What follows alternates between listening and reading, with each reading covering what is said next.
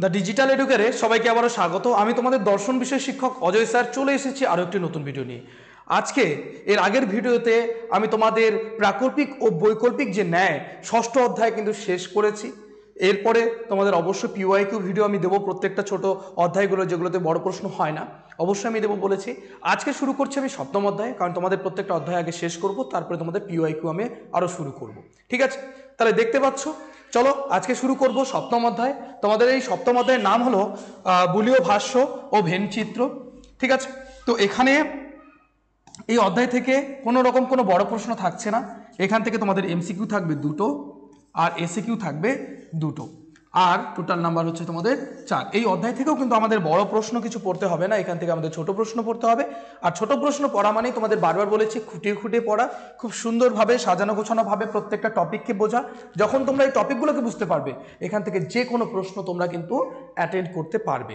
তাই একদম সুন্দর করে লাইন ধরে ধরে বোঝো। যে জায়গাগুলো বলবো যে এই জায়গাগুলো থেকে প্রশ্ন হয়, অবশ্যই তোমরা পরীক্ষার আগে কিন্তু সমস্ত প্রশ্ন কিন্তু তোমরা পেয়ে যাবে, আমি তোমাদের উত্তর সহ প্রদান করব। ঠিক আছে, তাহলে দেখতে থাকো।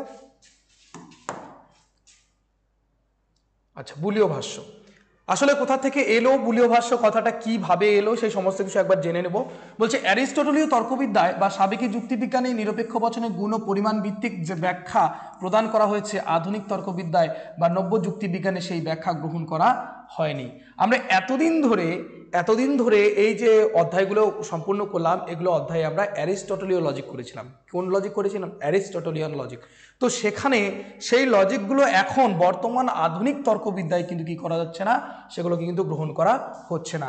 এখানে শ্রেণীর ধারণার ভিত্তিতে বচনের অস্তিত্বমূলক তাৎপর্যের ব্যাখ্যা প্রদান করা হয়েছে। এখানে শ্রেণীর ধারণার, ওখানে যেমন একটা বচনে পদের ধারণা পাওয়া গেছে, এখানে কিন্তু সেই পদগুলোকে শ্রেণীর জায়গায় অন্তর্ভুক্ত করে সেগুলোকে শ্রেণীর ধারণার মাধ্যমে অস্তিত্বমূলক তাৎপর্যের ব্যাখ্যা প্রদান করা হচ্ছে। অস্তিত্বমূলক তাৎপর্য কি, এরপরে আমরা অবশ্যই পাবো, ভালো করে জানবো। ঊনবিংশ শতাব্দীর প্রখ্যাত আইরিশ তর্কবিদ জর্জ বুলে, কি নাম? জর্জ বুলে। ঊনবিংশ শতাব্দীর প্রখ্যাত আইরিশ তর্কবিদ ছিলেন কে? জর্জ বুলে। নিরপেক্ষ বচনের অস্তিত্বমূলক তাৎপর্যের ভিত্তিতে এই বচনগুলির এক নতুন বা আধুনিক ভাষ্য রচনা করেন। এই যে উনি এই যে নিরপেক্ষ বচনগুলো অস্তিত্বমূলক তাৎপর্যের ভিত্তিতে একটা নতুন রূপ প্রদান করেন বা ভাষ্য রচনা করেন। জর্জ বুলের নাম অনুসারে নিরপেক্ষ বচনের এই আধুনিক ভাষ্যকে বলা হয় কি বলতো? বুলীয় ভাষ্য। তোমাদের প্রশ্ন আসতে পারে বুলীয় ভাষ্য কি, সুন্দর করে কিন্তু এই লাইনটা তুলে দিতে হবে। এই বুলীয় ভাষ্যের উপর ভিত্তি করে আধুনিক যুক্তিবিজ্ঞান করে উঠেছে বর্তমান নব্য যুক্তিবিজ্ঞান, যে বলা হয় নব্য যুক্তিবিজ্ঞানের জনক জর্জ বুলে। তো এই যে আমরা জানছি, এনার থেকেই কিন্তু শুরু হলো নব্য যুক্তিবিজ্ঞান। এরপরে আমরা জানবো কি করে আমরা, যেমন সকল মানুষের মরণশীল, এগুলোকে কি করে আমরা ছোট করে আকারে আকরিত করব, সেই সমস্ত কিছু কিন্তু আমরা শিখব। ঠিক আছে, তাহলে আমরা জানলাম কোথা থেকে বুলীয় ভাষ্যটা এসেছে, কোন দার্শনিকের নামে, কোন তর্কবিদের নামে, আমরা জানলাম জর্জ বুলে। ঠিক আছে, এই প্রশ্নটাও তোমাদের আসে যে বুলীয় ভাষ্যের প্রবর্তককে, সেটা হবে জর্জ বুলে। ঠিক আছে, চল। তো এখানে আমরা প্রথমে যেটা পেলাম সেটা হচ্ছে শ্রেণীর ধারণা। কিসের ধারণা? শ্রেণী, ক্লাস বা শ্রেণীর ধারণা। সেখানে তারপরে আমরা অস্তিত্বমূলক তাৎপর্যের ধারণা জানবো। তাহলে আগে শ্রেণীর ধারণাটা জেনে নেব।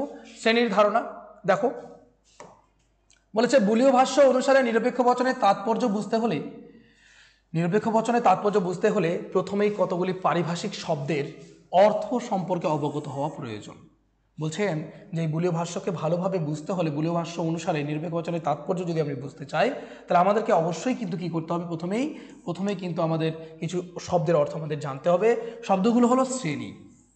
প্রথমে জানতে হবে শ্রেণী কি, তারপরে শূন্য করবো শ্রেণী মানে শ্রেণীরই ভাগ, সেই শ্রেণীর যে বিভিন্ন শ্রেণীগুলো সেগুলো কিন্তু আমাদের জানতে হবে। নিচে আমরা এগুলোকে আলোচনা করছি। দেখো, প্রথমে রয়েছে শ্রেণী। শ্রেণী কি? সমজাতীয় সদস্য, সমজাতীয় মানে একই জাতীয়, সমজাতীয় মানে কি? একই জাতীয় ব্যক্তি বা বস্তুদের নিয়ে গঠিত জাতি বা দলকে কি বলা হয় বলতো? শ্রেণী বলা হয়। যেমন তোমরা দ্বাদশ শ্রেণীতে পড়ো, দ্বাদশ শ্রেণীতে যে পড়ো, এটাকে দ্বাদশ শ্রেণী কেন বলা হচ্ছে বলতো?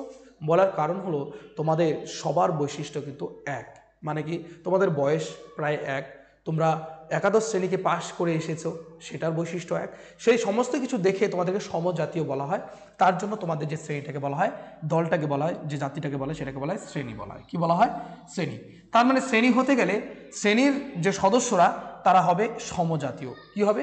সমজাতীয়। অর্থাৎ সাধারণ ধর্ম বা সাধারণ ধর্ম বা বৈশিষ্ট্য আছে এরূপ কিছু জিনিস, প্রাণী বা বস্তুর সমষ্টিকে বলা হয় শ্রেণী। সাধারণ ধর্ম যেমন আমাদের মানুষের সাধারণ ধর্মটা কি বলতো? মনুষ্যত্ব। তাহলে প্রত্যেকটা মানুষের মধ্যেই কি রয়েছে? মনুষ্যত্ব রয়েছে, আর মনুষ্যত্ব বোধ যাদের যাদের মধ্যে রয়েছে তারাই সেই মানুষ শ্রেণীর অন্তর্গত হবে। ঠিক আছে, তাহলে এই যেমন মানুষ শ্রেণী, উদ্ভিদ শ্রেণী, পশু শ্রেণী, গরু শ্রেণী, ফুল ফল টেবিল পুস্তক হাতি ত্রিভুজ প্রভৃতি হলো কিন্তু শ্রেণী। দেখো ত্রিভুজ শ্রেণীতে এই যে তিন বাহু বিশিষ্ট ক্ষেত্রটাই কিন্তু ত্রিভুজ শ্রেণীতে পড়বে। হাতি শ্রেণীতে যে কোনো হাতি পড়বে। পুস্তক বইয়ের শ্রেণীতে কি হবে? যে কোনো বই পড়বে, যে কোনো বই কিন্তু বই শ্রেণীতে পড়বে, কারণ কি তাদের বৈশিষ্ট্যগুলো একই। এইভাবেই শ্রেণী রয়েছে। আর শ্রেণীর অন্তর্ভুক্ত যে সদস্য যথা রাম শ্যাম হরি রীতা গীতা প্রমুখ হলো মানুষ শ্রেণীর সদস্য। আর শ্রেণীর অন্তর্ভুক্ত যে সদস্য যথা রাম শ্যাম এগুলো হচ্ছে শ্রেণীর সদস্য। এগুলো কোন শ্রেণীর সদস্য? মানুষ শ্রেণী। রাম শ্যাম যদু মধু যারা আছে সবাই কোন শ্রেণীর? মানুষ শ্রেণী, কারণ প্রত্যেকের মধ্যে মনুষ্যত্ব বিদ্যমান। ঠিক আছে, এই শ্রেণীকে আবার দুভাগে ভাগ করা যায়, একটা শূন্যগর্ভ শ্রেণী আর একটা হচ্ছে অশূন্য শ্রেণী। একটা শূন্যগর্ভ শ্রেণী আর একটা কি? অশূন্য শ্রেণী। তাহলে আমরা জানলাম শ্রেণী কি, তোমাদের এসিকিউ প্রশ্নতে আসবে শ্রেণী কাকে বলে, তারপরে জানবে শূন্যগর্ভ শ্রেণী কাকে বলে, অশূন্য শ্রেণী কাকে বলে, সেগুলো ভালো করে জেনে নেই। চলো নেক্সট দেখো, এবারে জানবো আমরা শূন্যগর্ভ শ্রেণী। শূন্য কথাটা শুনেই তোমাদের কিন্তু মাথায় এটা চলে আসা উচিত যে শূন্য মানে শূন্য, কিছুই না থাকা, খালি জায়গাকে বলা হয় শূন্য। তাহলে বলছে যে শ্রেণীর অন্তর্গত কোনো ব্যক্তি বা বস্তুর বাস্তব অস্তিত্ব নেই, বলছে যে শ্রেণীর অন্তর্গত কোনো ব্যক্তি বা বস্তুর বাস্তবে কোনো অস্তিত্ব নেই তাকে বলা হয় শূন্যগর্ভ শ্রেণী। আমরা এমন অনেক শ্রেণী পাই যে শ্রেণীর সদস্যের বাস্তবে কোনো অস্তিত্ব নেই, বাস্তব জগতে কোনো অস্তিত্ব নেই, তাদেরকে বলা হয় শূন্য শ্রেণী। কি শ্রেণী বলা হয়? শূন্য শ্রেণী। অর্থাৎ শূন্য গর্ভ শ্রেণী বা অসাত্ত্বিক শ্রেণী বলতে বোঝায় সদস্যহীন শ্রেণী। তাহলে তোমাদের প্রশ্ন আসতে পারে কোন শ্রেণী হচ্ছে সদস্যহীন শ্রেণী? সেটা হচ্ছে শূন্যগর্ভ শ্রেণী বা অসাত্ত্বিক শ্রেণী। শূন্যগর্ভ শ্রেণী বা অসাত্ত্বিক শ্রেণী, যার অন্তর্গত অন্তত একজন সদস্যেরও বাস্তব অস্তিত্ব থাকে না, যার একজন সদস্য বাস্তবে কোনোদিনও অস্তিত্বশীল হবে না, তাকে বলা হবে শূন্য শ্রেণী। যেমন মৎস্যকন্যা, তোমরা দেখেছো কি মৎস্যকন্যা? মৎস্যকন্যা কিন্তু বাস্তবে কি রয়েছে না, অথচ মৎস্যকন্যা সম্পর্কে কিন্তু আমরা জানি যে মৎস্যকন্যা এই ধরনের হয়, অর্ধেক মানুষ অর্ধেক মাছ এরকম হয়, কখনো এটা থাকে না বাস্তবে। পরি দেখেছো? পরি কথাটা কিন্তু খুবই প্রচলিত, কিন্তু দেখেছো কি আকাশ কুসুম, বৃত্তাকার ত্রিভুজ কখনো কি দেখা হয়েছে? বৃত্তাকার ত্রিভুজ না, প্রভৃতি হলো শূন্য শ্রেণীর বা শূন্যগর্ভ শ্রেণী। এইভাবে কিন্তু প্রশ্ন আসতে পারে এগুলো তুলে যে এটা কোন শ্রেণীর সদস্য, তাহলে এগুলো কিন্তু শূন্যগর্ভ শ্রেণী। এই প্রকার সদস্যহীন শ্রেণীকে বা শূন্যগর্ভ শ্রেণীকে বোঝাবার জন্য জিরো, ইংরেজি অক্ষর শূন্য অর্থাৎ শূন্য প্রতীকটি ব্যবহার করা হয়। তাহলে শূন্য শ্রেণীকে বোঝানোর জন্য শূন্য চিহ্নটা ব্যবহার করা হয়। বুঝতে পারলে কথাটা? তাহলে আমরা জানলাম যে শ্রেণীর একটা সদস্যের বাস্তবে অস্তিত্ব নেই তাকে শূন্যগর্ভ শ্রেণী বলে, যেমন মৎস্যকন্যা, পক্ষীরাজ ঘোড়া, আকাশ কুসুম, পরী, সোনার পাথর বাটি। এইভাবে কিন্তু এগুলো মাথায় রাখতে হবে উদাহরণগুলো। বলছে নিরপেক্ষ বচনে বুলীয় ভাষ্য মূলত নির্ভর করে শূন্যগর্ভ শ্রেণীর ধারণার উপর। এই যে বুলীয় ভাষ্য, নিরপেক্ষ বচনে বুলীয় ভাষ্য, সেটা কিন্তু শূন্যগর্ভ শ্রেণীর উপরেই কিন্তু বেশি নির্ভর করে। এই জন্য শূন্যগর্ভ শ্রেণীকে কিভাবে প্রতিকায়িত করতে হয় তা জানা প্রয়োজন। কিভাবে আমি শূন্য শ্রেণীকে চিহ্নিতকরণ করব, কি করে আমি চিহ্ন দেব শূন্য শ্রেণীকে, সেটা কিন্তু আমাদেরকে জানতে হবে। দেখো মনে করি এস হলো শূন্য, এই এস নামক শ্রেণীটা হচ্ছে শূন্য শ্রেণী, এই শ্রেণীর একটা সদস্য বাস্তবে অস্তিত্ব নেই। এটা বোঝানোর জন্য বুলীয় রীতি অনুসারে এস এবং শূন্য এর মধ্যে একটা সমীকরণ চিহ্ন বা সমান সমান চিহ্ন বসাতে হবে। যখন বলছো এস শূন্য সমান সমান বসিয়ে দাও S is equal to zero, তাহলে এটা হয়ে গেল শূন্য শ্রেণী। যখন তুমি এভাবে লিখছো কোনো শ্রেণীকে তখন বুঝে যাবা সেটা শূন্য শ্রেণী তুমি লিখছো। অর্থাৎ এক্ষেত্রে প্রতিকায়িত করলে হবে S is equal to zero, হয়ে গেল। এই প্রকার সমীকরণ চিহ্ন এটাই নির্দেশ করে যে এস শ্রেণীর অন্তর্গত কোনো সদস্যের বাস্তব অস্তিত্ব নেই। যখনই তুমি কখনো কোথাও দেখবা এই চ্যাপ্টারে যে S is equal to zero আছে, তার মানে মনে রাখবা সেই শ্রেণীর এস শ্রেণীর একটা সদস্য বাস্তবে কি নেই, অস্তিত্ব নেই। তাহলে সমীকরণ চিহ্নটি হলো ইকুয়াল টু, এটা চিহ্ন। তাহলে আমি শূন্যগর্ভ শ্রেণীকে কী করে বোঝাবো? এস ইকুয়াল টু জিরো, মানে সমান সমান শূন্য দিয়ে, তার মানে শূন্য চিহ্নটার মাধ্যমে আমি কিন্তু শূন্য গর্ভ শ্রেণীকে কিন্তু বোঝাতে পারি, তাই তো? চলো নেক্সট, এবার শূন্য গর্ভ শ্রেণী বোঝা হয়ে গেল। শূন্য গর্ভ শ্রেণী কী করে চিহ্নিতকরণ করবো সেটাও বোঝা হয়ে গেল, যে যখনই কোনো শ্রেণীকে শূন্য বলে সমান সমান শূন্য দিয়ে দেবো ব্যাস। তারপরে নেক্সট এবার হচ্ছে অশূন্য শ্রেণী। অশূন্য শ্রেণীটা কীভাবে আমি প্রতিকায়িত করব দেখে নাও। বলছে যে শ্রেণীর অন্তর্গত কমপক্ষে একজন সদস্যকে অস্তিত্বশীল বলে প্রমাণ করা যায়। যেমন আমরা শূন্য শ্রেণী জানলাম যে শ্রেণীর একজন সদস্য কি নেই, বাস্তবে অস্তিত্ব নেই, সেই শ্রেণীকে বলা হয় শূন্যগর্ভ শ্রেণী। আর যে শ্রেণীর একজন হলেও সদস্য বাস্তবে অস্তিত্ব আছে, ঠিক তার উল্টো, তাকে বলা হয় কি শ্রেণী বলতো? তাকে বলা হয় কিন্তু আমাদের অশূন্য শ্রেণী। অর্থাৎ যে শ্রেণীর একেবারে সদস্যহীন নয়, আর তাকে অশূন্য শ্রেণী বা সাত্ত্বিক শ্রেণী বা অস্তিত্ব সূচক শ্রেণী বলা হয়। এই নামগুলো মনে রাখবা, এই নামগুলো তুলে তুলে কিন্তু অসাত্ত্বিক শ্রেণী, অস্তিত্ব সূচক শ্রেণী, এগুলো শ্রেণী কিন্তু প্রশ্ন হবেই এগুলো তুলে। এই শ্রেণীর অন্তর্ভুক্ত অন্তত একজন সদস্যের বাস্তবে কি আছে, অস্তিত্ব আছে বলে স্বীকার করে নেওয়া হয়। যেমন মানুষ, টেবিল, পুস্তক, ফল, ফুল প্রভৃতি হলো অশূন্য শ্রেণী। এই যে বাকি যে শ্রেণী, এই যে শ্রেণীগুলো দেখতে পাচ্ছ, মানুষ শ্রেণী কেন সদস্য নেই, বাস্তবে কিন্তু মানুষ শ্রেণী সদস্য রয়েছে আর থাকবে। ঠিক আছে, তারপরে এখন এর শ্রেণীটি শূন্যগর্ভ নয়। ধরো আমি এবার চিহ্নিত করব অশূন্য শ্রেণীকে কি করে চিহ্নিতকরণ করব। মনে করো যে এর শ্রেণীর একটা হলেও সদস্য বাস্তবে আছে, এটা বোঝাবার জন্য এস শ্রেণীটি যে শূন্যগর্ভ এই কথা অস্বীকার করতে হয়। তুমি এস সমান সমান যখন শূন্য বলছো, তার মানে কি এস শ্রেণীর একটা সদস্য নেই। কিন্তু যদি তুমি অস্বীকার করো, মানে কি নট চিহ্ন দেবো, এস নট ইকুয়াল টু 0, তার মানে হচ্ছে এসের একটা হলেও সদস্য বাস্তব আছে। অস্বীকার করলাম, সমীকরণের চিহ্ন কি হবে, এই অস্বীকৃতির চিহ্ন হলো এটা, তাই না? ইকুয়াল টু হচ্ছে কি নট ইকুয়াল টু এটা, এ প্রকার। কাজেই এস শ্রেণীটি শূন্যগর্ভ নয়। যখন বলছো এস শ্রেণীটি শূন্যগর্ভ নয়, তখন এস শ্রেণীর অন্তর্গত অন্ততপক্ষে একজন সদস্য অস্তিত্ব আছে, এটা বোঝাতে হলে এস এবং শূন্য এর মাঝখানে কিন্তু এই নট ইকুয়াল টু এই প্রকার অসমীকরণের চিহ্ন বসিয়ে প্রতিকায়িত করতে হবে। তাহলে কি হবে চিহ্নটা, এস নট ইকুয়াল টু 0। তাহলে অসমীকরণের চিহ্নটি হলো নট ইকুয়াল টু, বোঝা গেল? তাহলে আমরা শূন্য শ্রেণী আর অশূন্য শ্রেণীকে কী করে চিহ্নিতকরণ করব? নিচে দেখো লেখা আছে এস শ্রেণীটি শূন্যগর্ভ, এর প্রতিকারণ হচ্ছে এস ইকুয়াল টু 0। আর যখন বলছি এস শ্রেণীটি শূন্যগর্ভ নয়, তখন হচ্ছে এস নট ইকুয়াল টু 0। আশা করি তোমরা এই শ্রেণীটাও বুঝতে পারলে খুব সুন্দরভাবে।